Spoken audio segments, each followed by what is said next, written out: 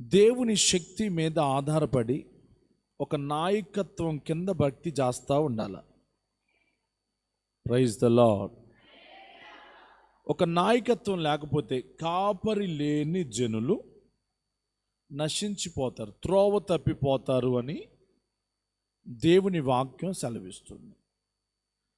త్రోవ తప్పకుండా ఉండాలి అని అంటే మంచి మార్గం, మంచి ఆశీర్వాదపు మార్గంలో నువ్వు నడవాలి అని అంటే నీకు ఒక మంచి నాయకుడు, సేవకుడిని నీ హృదయంలో నువ్వు కలిగి బతకాలి.